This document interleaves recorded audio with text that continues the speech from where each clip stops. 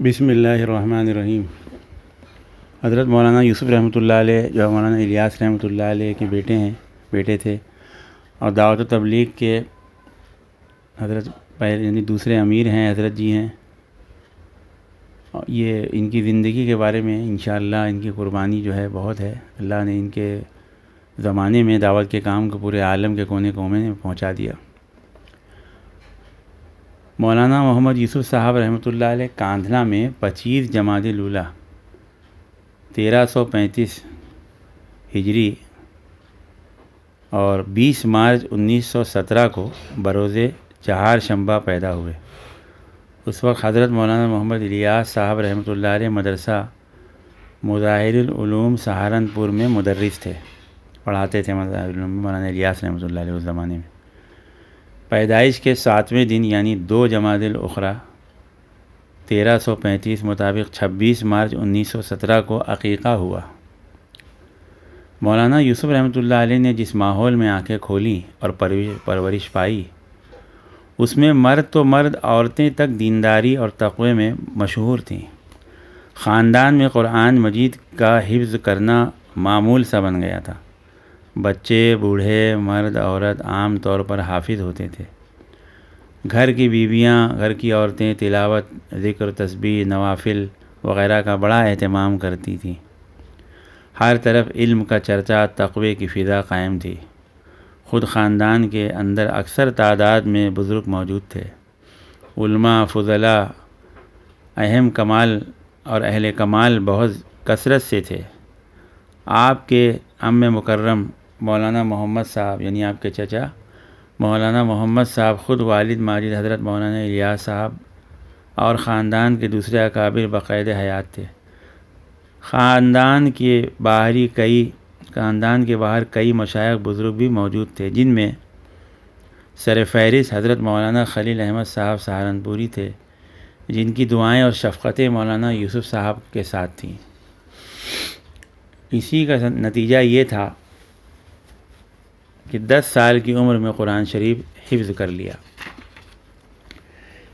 امام خان میواتی ایک بہت بڑے حافظ قرآن تھے، مشہور حافظ تھے۔ انہی سے قرآن شریف حفظ کیا۔ اور مولانا سید احمد صاحب فیض آبادی جو حضرت مولانا حسین احمد مدنی رحمۃ اللہ علیہ کے بڑے بھائی تھے، ایک بڑے عالم فاضل بزرگ تھے، مدینہ منورہ سے ہجرت کر چکے تھے اور علوم شریعہ کے نام سے ایک مدرسہ بھی کھولا تھا۔ انہوں نے مدینہ منورہ سے حفظ قرآن کی ایک اعزازی سند مولانا یوسف رحمۃ اللہ علیہ کو بھیجی تھی۔ اس وقت مولانا محمد یوسف صاحب بستی نظام الدین اولیاء میں اپنے والد کے خدمت میں مولانا محمد یوسف صاحب رحمۃ اللہ علیہ بچپن ہی سے بزرگوں کی اور مشائخ وقت کی نظر میں رہے اور مولانا ان بزرگوں کی گودوں میں پلے اور ان کے ناز پروردہ تھے۔ خصوصاً حضرت مولانا خلیل احمد صاحب سہارنپوری رحمۃ اللہ علیہ جو اس وقت کے شیخ المشائخ اور مرجع خلائق تھے، اس روشن جبی بلند اقبال فرزند یعنی مولانا یوسف رحمۃ اللہ علیہ پر خاص نظر عنایت رکھتے تھے۔ خود مولانا یوسف رحمۃ اللہ علیہ بھی بچپن میں حضرت مولانا خلیل احمد صاحب سہارنپوری سے اس طرح پیش آتے تھے جیسے کوئی لاڈلا بچہ اپنے بے پایا شفقت کرنے والے باپ سے پیش آتا ہے۔ حضرت مولانا کو ابا کہہ کر پکارتے تھے۔ گھر میں رحمتی نام کی خادمہ کھانا پکاتی تھیں۔ ایک مولانا محمد یوسف صاحب مچل گئے تھے، کہنے لگے کہ میں تو ابا کے ہاتھوں کی پکائی ہوئی روٹی کھاؤں گا، یعنی خادمہ کی روٹی نہیں کھائیں گے۔ بچپن میں ایک بات پہ اڑ گئے کہ میں تو ابا کے ہاتھ کی بنائی روٹی کھاؤں گا۔ تو مولانا خلیل احمد صاحب سہارنپوری اندر تشریف لے گئے، فرمایا کہ میں اپنے بیٹے کی روٹی پکاؤں گا، اور بے تکلف اپنے ہاتھوں سے روٹی پکائی اور مولانا محمد یوسف صاحب کو کھلائی۔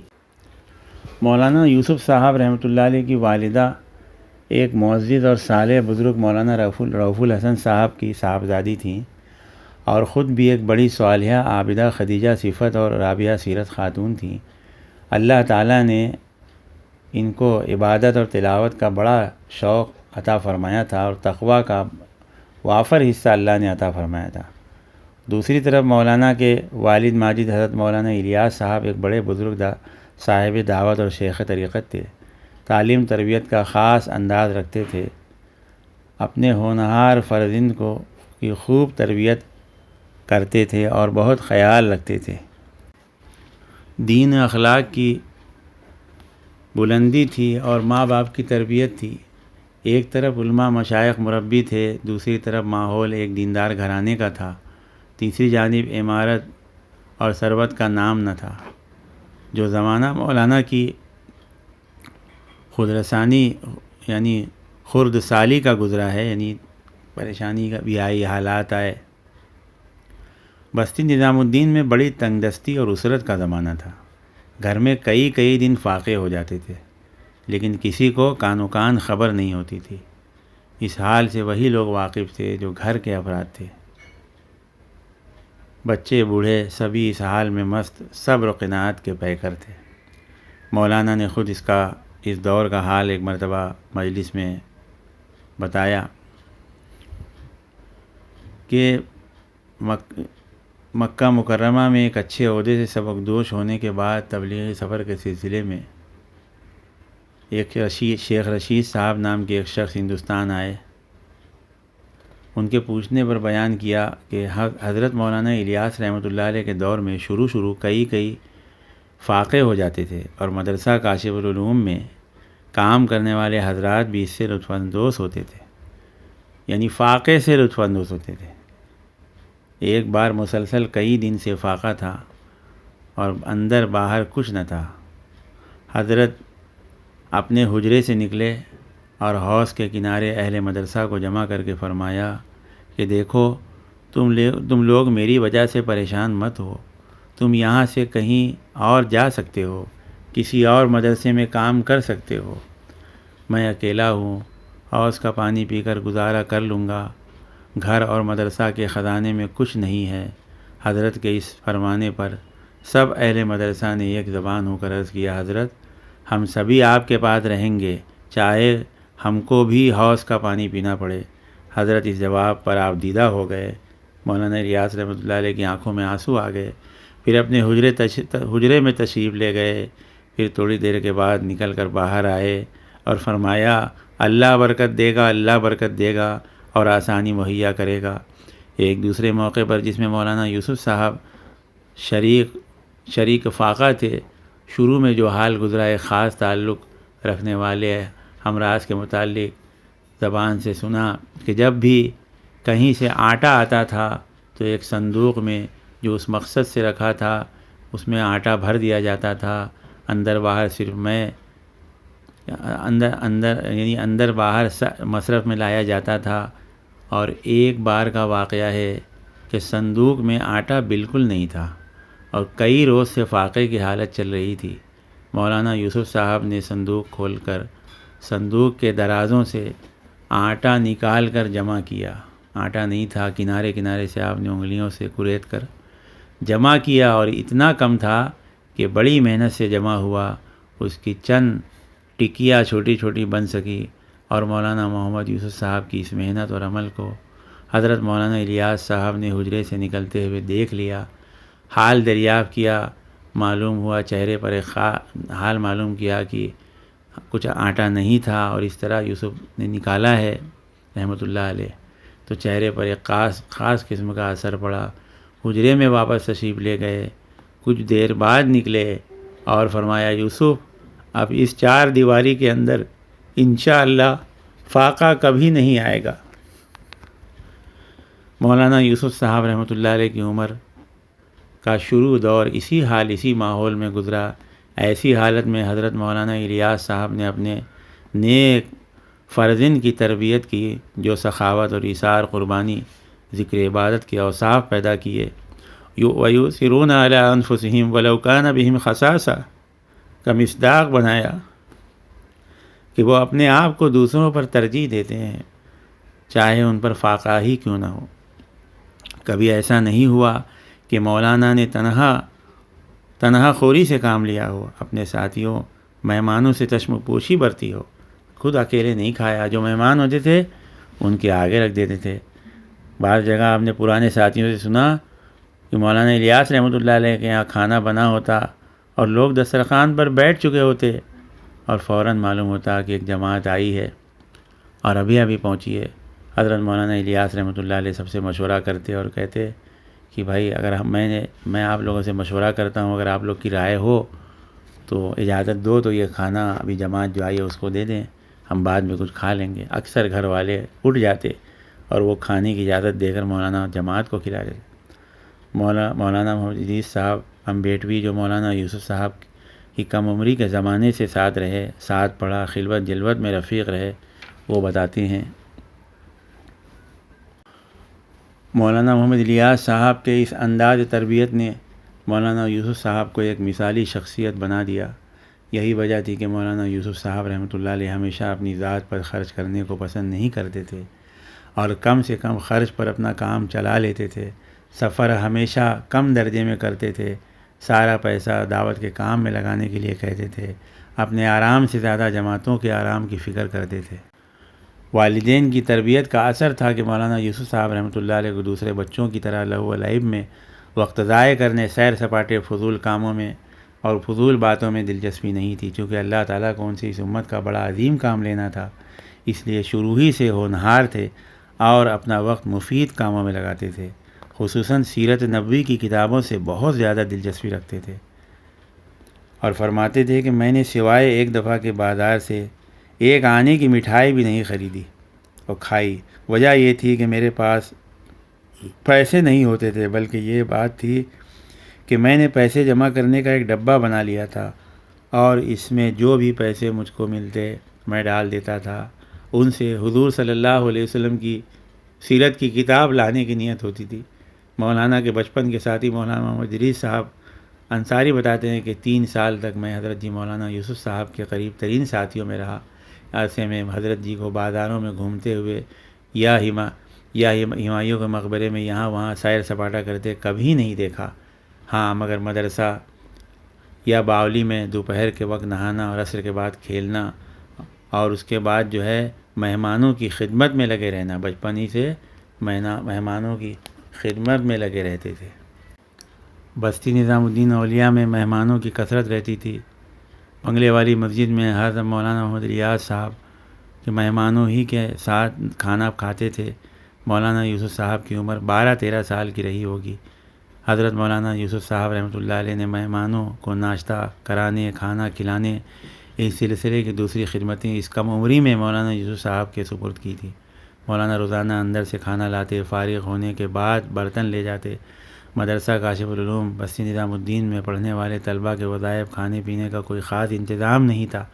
طلبہ کی روٹیاں باری باری سارے طلبہ کھانا پکاتے اور اسی سلسلے کے چھوٹے بڑے سارے کام بھی طلبہ خود کرتے۔ مولانا یوسف صاحب ان کاموں میں بھی شریک رہتے تھے۔ اس کے ساتھ آٹا گوندتے، مسالہ پیستے، جنگل سے جلانے کے لیے لکڑیاں بھی لے کر آتے۔ ایک بار آگ جلانے کی باری مولانا کی تھی۔ جنگل سے کریل تازہ لا کر آگ جلانے لگے۔ چونکہ کریل تازہ گیلی تھی اس لیے جل نہ سکی، دھواں ہی دھواں ہونے لگا۔ مولانا برابر پھونکتے رہے، بڑی مشقت اٹھائی، پھونکتے پھونکتے تھک گئے۔ حضرت مولانا الیاس صاحب دور سے دیکھ رہے تھے، کچھ انتظار کیا، پھر تشریف لائے اور کاغذ سے ایک ٹکڑا لے کر اس میں رکھ دیا اور سلائی سے آگ جلا دی، جس سے لکڑیاں جلنے لگی۔ پھر فرمایا، ہر کام سیکھنے سے آتا ہے۔ ابتدائی تعلیم میں قاری معین الدین صاحب سے تجوید سیکھی۔ حفظ قرآن کے بعد 11 سال کی عمر میں اپنے والد مولانا الیاس صاحب سے مدرسہ کاشف العلوم نظام الدین میں عربی پڑھنا شروع کی۔ سب سے پہلے میزان الصرف پڑھی، پھر 15-20 دن میں ختم کر دی۔ اس وقت مولانا یوسف صاحب کے ساتھیوں میں قاری رضا حسن بھوپالی اور مولانا محمد ادریس صاحب انصاری امبیٹوی اور بعض دوسرے حضرات بھی تھے۔ یہ مختصر جماعت تھی جو مولانا محمد الیاس صاحب سے پڑھتی تھی۔ میزان الصرف کے بعد میزان المنشاب، اس کے بعد صرف میر پڑھی، پھر پنجگن دوسرے استاد سے پڑھی۔